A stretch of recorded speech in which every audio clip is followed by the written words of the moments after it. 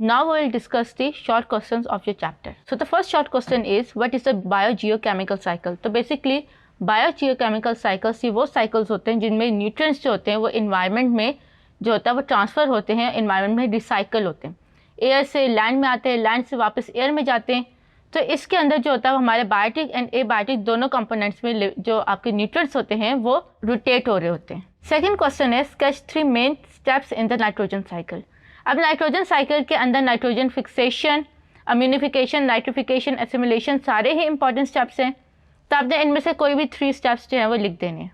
Third है define grazing. तो अब ग्रेजिंग को जो है वो आपके हर्बीवोर्स जब ग्रास के ऊपर फीड करते हैं तो इस प्रोसेस को हम लोग ग्रेजिंग कहते हैं, और जो एनिमल्स फीड करते हैं तो उनको हम लोग ग्रेजर्स कहते हैं। अब जो ग्रेजर्स होते हैं वो आपके जो इकोसिस्टम होता है उस पर पॉजिटिव और नेगेटिव इम्पैक्ट दोनों डालते हैं।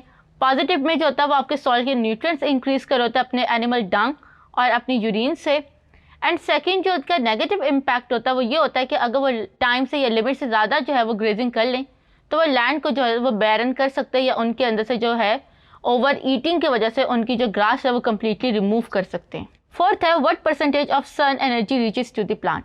तो सन की अगर 100% अर्थ पे आ रही है तो उसमें से जस्ट 1% जो है वो प्लांट यूज़ करते हैं in their process of photosynthesis. What is auto ecology. अगर मैं सारे ऑर्गेनिज्म में से किसी एक ऑर्गेनिज्म का relationship with their environment study करूँ तो ये ऑटो इकोलॉजी होगी। डिफाइन साइनिकोलॉजी। अगर मैं सारे डिफरेंट पॉपुलेशंस का रिलेशनशिप और उनका interaction with the environment study करूँ तो ये सिनकोलॉजी है। यानी मैं जो है वो human population, rats population, cat population जो है वो उनका इन्वायरमेंट पे इम्पैक्ट को स्टडी करूँगी तो ये सिनकोलॉजी है। तो इसके साथ ही हमारे शॉर्ट क्वेश्चंस कंप्लीट हो गए, and in the next video we will discuss the long questions.